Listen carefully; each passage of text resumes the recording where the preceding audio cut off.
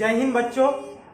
आज हम लोग मैट्रिक यानी क्लास 10 बिहार बोर्ड के एपी चैप्टर जो पिछले वीडियो में हम लोग यानी समांतर श्रेणी यानी एपी किसे कहते हैं उसका एक खूबसूरत परिभाषा दिए थे और साथ में कुछ फॉर्मूला वगैरह पढ़े थे। आज सीधे एक्सरसाइज यानी प्रश्न वाली हिंदी में जिसको कहते हैं 5.1 एपी का, उससे पहले देख लीजिए ये है आपका पेज नंबर 109 यानी बिहार बोर्ड का क्लास 10 का जो टेक्स्ट बुक है पेज नंबर 109 में 5.1 और नेक्स्ट यहाँ लिखे ट्रिगोनोमेट्री। इसके बाद जो चैप्टर क्लियर कराएंगे जो one of the easiest chapter होगा, बहुत ही आसान चैप्टर। अब देख सकते हैं हम दूसरा नंबर, इसलिए वीडियो को आप लोग हमारे चैनल के माध्यम से देख सकते हैं। दूसरा नंबर में लिखा है दी हुई एपी के प्रथम 4 पद लिखिए। दी हुई एपी के प्रथम 4 पद लिखिए जबकि प्रथम पद ए और सार्वअंतर डी निम्नलिखित है। ये दूसरा नंबर क्वेश्चन है इस एक्सरसाइज का। लेकिन उससे पहले मैं एक बात कहना चाहूंगा कि कल जो हम लोग समझे थे, हम लोग फिर से एक बार रिवीजन कर लेते हैं एक संख्याओं की सूची को लेकर। जैसे मसलन मेरे पास संख्याओं की सूची 5, 10, 15, 20, 25, ये 30 है। याद रखिए यहाँ पे कितना संख्या है, 6 संख्याओं की एक सूची है। कल हम लोग क्या देखे थे कि किसी भी संख्याओं की सूची में हम लोग एपी तब कहेंगे जब उसका कॉमन डिफरेंस यानी सार्वअंतर क्या होगा, बराबर होगा। यानी देख सकते हैं आप लोग, ये जो संख्याओं की सूची में पहली संख्या 5 है ना, इसमें क्या जोड़े कि 10 मिला है, देख सकते हैं। फिर 10 में क्या जोड़े कि 15 मिला है, 15 में +5 जोड़े हैं तो क्या मिला है। फिर 20 में +5 जोड़े तो क्या मिला 25, 25 में 5 जोड़े तो क्या मिला हमको 30।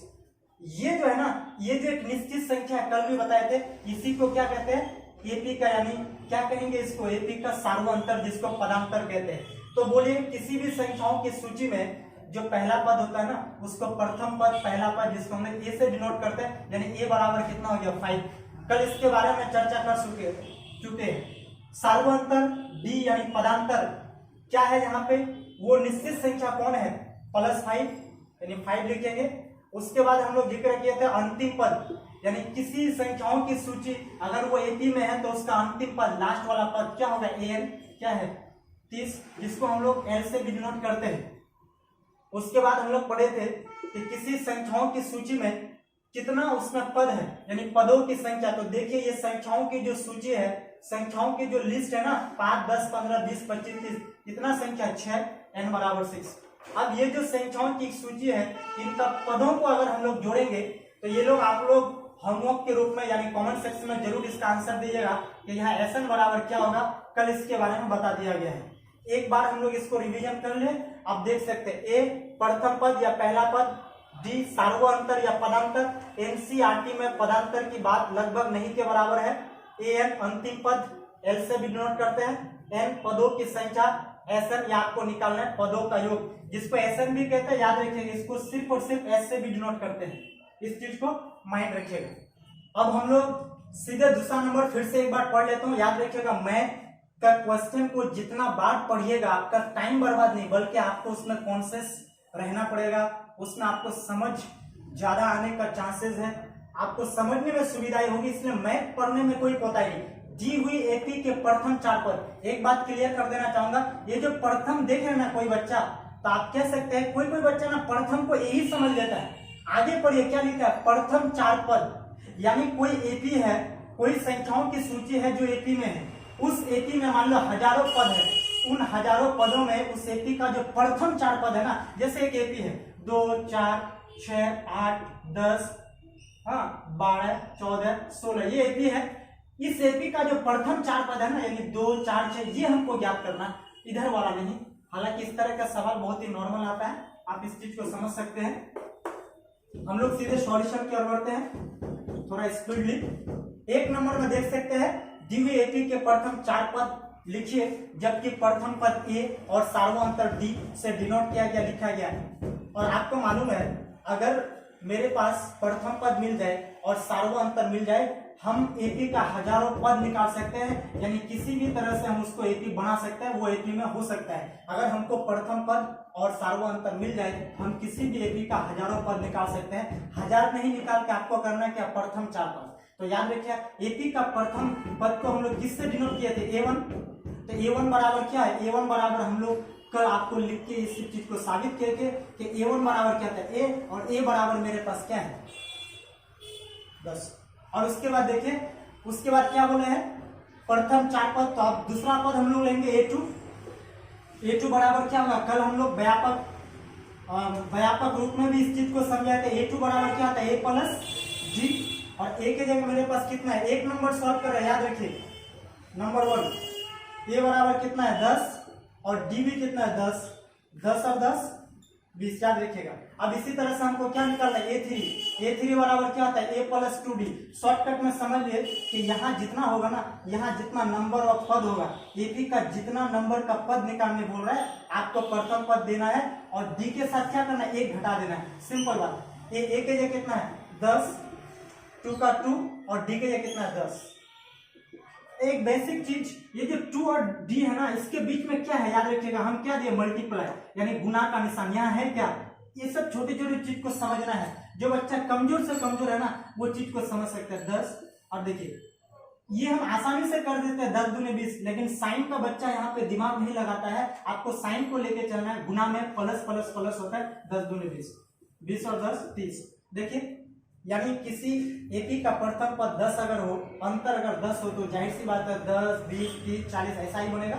जगह के लिए हम अगला पद जो ना A4 हम इधर से बना देते हैं। A4 बराबर क्या था A प्लस 3D, A का कितना 10 प्लस 3 और D के 10, 10 प्लस 10 या 30। तो देखिए एपी का प्रथम पद क्या है 10, दूसरा पद 20, तीसरा पद 30 और चौथा पद कितना है। इसलिए हम लोग को थोड़ा लैंग्वेज में भी लिख सकते हैं बात। इसलिए एपी के प्रथम 4 पद क्या क्या है बोले तो 10, 20, 30 एवं 40 है। कभी कभी क्या होता है शिक्षकों के माध्यम से इतनी छोटी छोटी बात को हम लोग आता में ये सब चीज नहीं लिखते हैं, कोई बात नहीं। जिसको अब दूसरा नंबर देख लेते हैं, सॉल्यूशन। मैथ में याद रखिए, मैथमेटिक्स में नंबर, ये जो सॉल्यूशन है ना, इस चीज को आप लोग आदत डालिए, कोई सॉल्व कोई सॉल्यूशन जो भी है। दूसरा नंबर में ए मेरे पास कितना है देखिए -2। हालांकि समझने के लिए आप फिर से उतार लीजिए, ए बराबर -2 डी बराबर कितना है 0। याद रखिए एपी में अगर सार्वअंतर 0 हो जाए, यानी एपी का अगर वो जो निश्चित संख्या वो अगर 0 हो जाए तो जाहिर सी बात है एपी का हजारों पद ना जो प्रथम पद होगा वही उसका सेम आंसर आएगा। आप देख लीजिए हमको एपी का प्रथम 4 पद निकालना है और एपी का प्रथम पद क्या होता है A1 बराबर क्या होता है A और A बराबर कितना -2। अब एपी का कितना निकालना दूसरा पद A2 बराबर क्या होता है A प्लस D। याद रखिए A बराबर कितना है -2 और प्लस D। एपी का जो कॉमन डिफरेंस है पदांतर है ना, सार्वअंतर है, यानी वो जो निश्चित संख्या है जो जोड़कर अगला पद मिलता है वही हम लोग के पास 0 है। तो जाहिर सी बात है एपी आगे बढ़ेगा नहीं, -2 प्लस 0 क्या होगा -2 होगा। अब इस तरह से क्या निकालना है A3 बराबर क्या होगा A प्लस 2D। आप लोग शिक्षकों के माध्यम से जानते हैं और कल भी हम इस चीज को आपको बताए थे कि A3 बराबर A प्लस 2D क्यों होता है, इस चीज को हम समझाए थे। A3 बराबर यानी ए के लिए कितना मेरे पास -2 प्लस 2 और डी का ये कितना है 0, -2 प्लस 2 इंटू 0। याद रखिएगा ये 0 को किसी से भी मल्टीप्लाई करिए आप लोग उसका आंसर क्या होगा, उसका वैल्यू 0 होगा। इस तरह का हम कुछ बेसिक वीडियो में मैथमेटिक्स में बताए थे कि 0 जब हीरो के साथ मल्टीप्लाई करेंगे तब भी उसका वैल्यू 0 ही होगा। जब 0 हीरो को 0 कर सकता है तो हम लोग कौन सा खेत का मूल्य है, ऐसा हम कुछ समझाए थे शायद। 2 इंटू 0 0 और क्या हो जाएगा -2 प्लस 0 क्या हो जाएगा -2। A3 चौथा पद ये आप लोग के लिए क्या रहेगा होमवर्क। और लास्ट में आप लोग लिखिएगा यानी एपी के प्रथम 4 पद -2 एवं -2 है। जाहिर सी बात है A4 -2 ही आएगा। आपको ये चीज होमवर्क अगर आप लोग हमारे चैनल को फॉलो कर रहे हैं एक तह दिल से तो इस चीज को जरूर कमेंट सेक्शन में आंसर जरूर दीजिएगा। नेक्स्ट मैं लेकिन जानते हैं सबसे बड़ी बात, जी हाँ बच्चों इस चीज को मैं बताना चाहूंगा मजबूरन कि आप लोग जो ये मैथ देख रहे हैं ना 1 number 2 number 3 number 4 number 5 number, मुझे लगता है कि आपके दिमाग में ये बात जरूर आया होगा कि सर आप 1 नंबर 2 नंबर 3 नंबर तो हम समझ लिए, हम बना लेंगे, आप एक काम करें, सबसे बेटर ना 4 नंबर और 5 नंबर बता के दीजिए। क्यों 4 नंबर? इसलिए कि बटे में है, और 5 नंबर इसलिए क्योंकि पॉइंट में है। तो याद रखिएगा, आप मैथमेटिक्स के स्टूडेंट हैं, आपको पॉइंट से यानी डेसिमल से, आपको रूट से, ये सब से डरना नहीं है, बल्कि ये सब से हम लोग को मुकाबला करना है। इसकी छोटी छोटी कॉन्सेप्ट को हमको समझना है। हम अपने बेसिक मैथ में इस चीज को बता चुके हैं, कंसेप्ट और मैथमेटिक्स में, कि √3 कैसे होता है, और √3 पे पावर जो 2 होता है, √3 का स्क्वायर वो 3 कैसे आता है, ये सारा चीज हम बता चुके हैं। आप लोग अगर हमारे चैनल को फॉलो कर रहे हैं तो कम से कम 2 मिनट 4 मिनट देखकर इस तरह का कंसेप्ट को आप लोग क्लियर कर लीजिए। अब देखिए, मैं यहाँ पे कोई मैथ छोड़ने वाला नहीं हूँ, एक एक मैथ को मैं बना के दूंगा, इस चीज को आप लोग समझिए। तीसरा नंबर, क्योंकि माइनस का चक्कर है और प्लस माइनस हम लोग का कितना खराब होता है हम आपको बताना चाहेंगे। थर्ड नंबर थोड़ा समझने में दिक्कत है, इसलिए फिर से उतार लेते हैं। थर्ड नंबर में क्या दिया है, सॉल्यूशन लिख दिए। ए बराबर कितना है बोले तो 4, और डी बराबर कितना दिया -3। हमको क्या निकालना है, प्रथम पद ए और सार्वंतर डी दे दिया है -3, तो हमको एपी का क्या निकालना है, प्रथम 4 पद, यानी प्रथम पद a1 बराबर क्या था a, और a बराबर कितना मेरे पास 4, उसका एपी का दूसरा पद a2। कोई ना यहाँ इसलिए भी लिखता है, नो प्रॉब्लम, आप कर सकते हैं, इसलिए का भी इस्तेमाल करें, नो प्रॉब्लम। a2 बराबर क्या लिखेंगे, a प्लस डी, a के जगह कितना मेरा 4 और प्लस डी के जगह कितना है। याद रखिए इस चीज को आप कैसे बैठाइएगा, d प्लस का प्लस और डी के जगह -3। आप मैथमेटिक्स में जानते हैं कि ऐसा कभी इस्तेमाल नहीं करते हैं। यही छोटी चीज को बताने के लिए मैं सोचा कि 3 नंबर को बता दूं। याद रखिए प्लस माइनस एक साथ में, इस चीज को बेहतर करने के लिए हम लोग ब्रैकेट का इस्तेमाल कर लेंगे। अब देखिए 4 का 4, जैसे ब्रैकेट आए वो मल्टीप्लाई में होगा, यानी प्लस माइनस, याद रखिए प्लस माइनस माइनस, बेसिक यानी प्लस माइनस का चक्कर में ये चीज हम क्लियर कर चुके हैं कि प्लस माइनस मल्टीप्लाई में क्या होता है, प्लस माइनस माइनस। अब क्या हो जाएगा बोले तो, यानी एक अगर प्लस रहे एक अगर माइनस रहे, ये भी हम प्लस माइनस के चक्कर जो वीडियो बनाए हैं उसमें भी हम समझाए, एक प्लस एक माइनस अगर रहे तो डिजिट डेफिनेटली घटेगा, लेकिन साइन चाहे प्लस भी हो सकता है और माइनस भी हो सकता है। ये डिपेंड करता है कि कौन सा डिजिट कौन सा नंबर बड़ा है। तो एक प्लस एक माइनस है, 4 में 3 जाएगा 1, अब प्लस की तारा है इसलिए प्लस लिखेंगे नहीं, वो सिर्फ समझते हैं a2। इसलिए हमको क्या निकालना है, a3 बराबर बोलिए, a3 बराबर क्या होगा, a प्लस 2d, a के जगह मेरे पास कितना 4 प्लस 2 और d के जगह कितना सेम इसी तरह -3 दे दिए, 4 का 4। अब देखिए प्लस माइनस ये ब्रैकेट का मतलब मल्टीप्लाई में गुना में, प्लस माइनस माइनस 3 दूनी 6। अब देखिए एक प्लस है एक माइनस है, ये जो डिजिट है ना, ये जो नंबर है ये घटेगा ही कंफर्म। 6 में 4 गया 2, लेकिन अब साइन किसका होगा तो याद रखिए 6 के साथ माइनस है, 4 के साथ प्लस है, माइनस की तादाद ज्यादा है इसलिए हम लोग साइन माइनस का देंगे। फिर इसी तरह से जगह का कमी है, हम कोशिश करें इसको क्लियरली लिख ले, ठीक। इसी प्रकार पिछले मैथ की तरह a4 आप लोग को खुद निकालना है, याद रखिए a4 बराबर हट वो निकालिए। अब आगे हम लोग क्या करेंगे, a4 हम निकाल के देंगे, a2 a3 आप लोग निकालेंगे, इसी तरह से आगे बढ़ते हैं।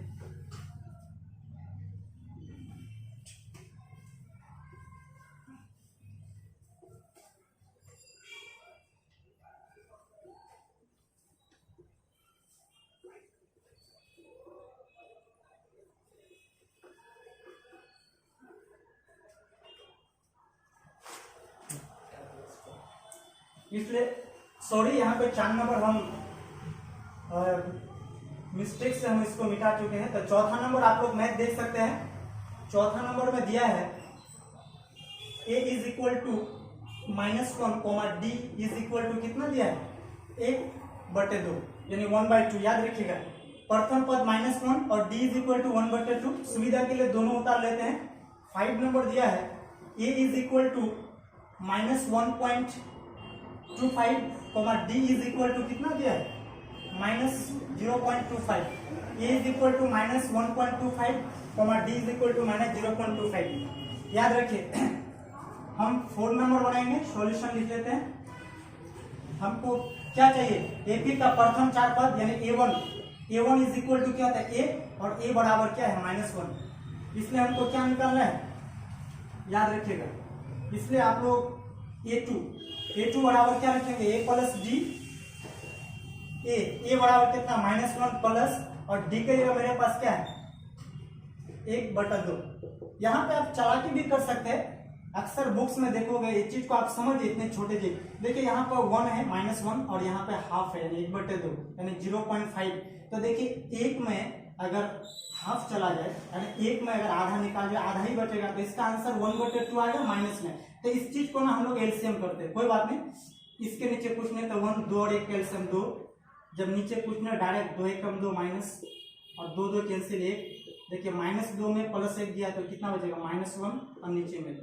वही कह रहे थे कि एक में अगर हाफ चले जाए हाफ बचेगा, बाकी साइन आप लोग को देना है यानी A2, और आप लोग इसी तरह से A3 बराबर क्या होगा ये आपको निकालना है, याद रखिए। A4 अभी हम बनाएंगे, A4 बराबर A plus 3D is equal to, A is equal to कितना -1 प्लस 3 और D इज इक्वल टू क्या है D, और 3 और D के बीच में याद रखिए मल्टीप्लाई, और D बराबर 1/2। अब देखिए -1 प्लस ये 3 और 1 ऊपर है, 3 एकम 3/2, जाहिर सी बात है एलसीएम करेगा 2 और कुछ नहीं तो 1, उसका एलसीएम 2। जब नीचे कुछ नहीं रहता है एलसीएम आपको मालूम है 2 एकम 2 माइनस प्लस, और जब एलसीएम और हर सेम रहे सिर्फ ऊपर वाला उतारते हैं। तो याद रखिएगा 3 में 2 जाएगा, कितना बचेगा 3 में 2 जाएगा 1, प्लस की तादाद ज्यादा है तो 1/2 याद रखिएगा।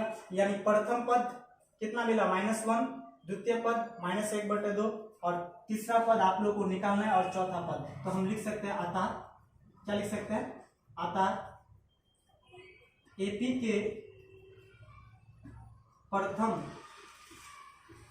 4 पद, बोलिए -1, दूसरा पद क्या है -1/2, और तीसरा पद तो आपको निकालना है, और चौथी पद कितना है एवं चौथा पद कितना है 1/2 है, दैट इज आंसर। अब हम लोग सीधे 5वां नंबर जो आप लोगों के लिए एक सिरदर्द है, क्योंकि पॉइंट वाला बात है, ये जो डेसिमल वाला बात जो हम लोग कहते हैं ना, याद रखिएगा ये जो डेसिमल है इससे डरना नहीं है। हालांकि कई जगह में ये रूट रहता है, आपको समझना इस चीज को कैसे हल करेंगे फटाफट। हम लोग जाहिर सी बात है डेसिमल को हल करके भी, जब उसको डेसिमल को हल करके जब उसको परिमेय संख्या में लाते हैं यानी भिन्न संख्या में, तब भी हम लोग मैथ को हल कर सकते हैं। देखिए 5 सॉल्यूशन करेंगे, हमको एपी का प्रथम 4 पद यानी A1 बराबर A बराबर मेरे पास कितना है -1.25, ये तो ऐसे आंसर। अब क्या चाहिए A2, क्या होता है A plus D, A is equal to A बराबर क्या बोले तो -1.25 प्लस D के जगह क्या है बोले तो माइनस है, तो जब भी माइनस है ना ब्रैकेट का इस्तेमाल करें, -0.25 याद रखिए, ध्यान से देखिए आप लोग, -1.25 ऐसे रहेगा। अब देखिए प्लस माइनस मल्टीप्लाई में प्लस माइनस, इस प्रकार क्लास 10 के यानी मैथमेटिक्स एनसीईआरटी का प्रत्येक चैप्टर का प्रत्येक एक्सरसाइज हम लोग, ये जो अभी महीना चल रहा है सितंबर अक्टूबर नवंबर, यानी नवंबर महीना के आखिरी दिनों तक हम लोग पूरे मैथ के सिलेबस साइंस और सोशल साइंस को उर्दू हिंदी से लेकर ऑल सब्जेक्ट को टोटल हम लोग इस तरह से क्लियर कराएंगे, और बेसिक और छोटी छोटी कॉन्सेप्ट के साथ आप लोग हमारे वीडियो को जरूर फॉलो करें, वीडियो को फुल टाइम वॉच करें। और दूसरी बात, जैसे दिसंबर का महीना स्टार्ट होगा और जनवरी, हालांकि एग्जाम फरवरी को है यानी फरवरी को, जैसे दिसंबर यानी 1 दिसंबर से लेकर जनवरी महीना के अंत तक सिर्फ हम लोग 2 चीज का सॉल्यूशन करेंगे। एक कि 2011 से जो सिलेबस चेंज हुआ था यानी 2011 से लेकर 2022 तक क्वेश्चन बैंक को हम लोग सॉल्व करेंगे, यानी ये इतने सालों के बीच में जो भी जिस तरह का क्वेश्चन पूछा है, छोटा बड़ा ऑब्जेक्टिव सब्जेक्टिव को सॉल्व करेंगे, और साथ ही वीवीआई क्वेश्चन दिया जाएगा। वीवीआई क्वेश्चन बहुत इंपॉर्टेंट होता है अपने स्टडी लाइफ में।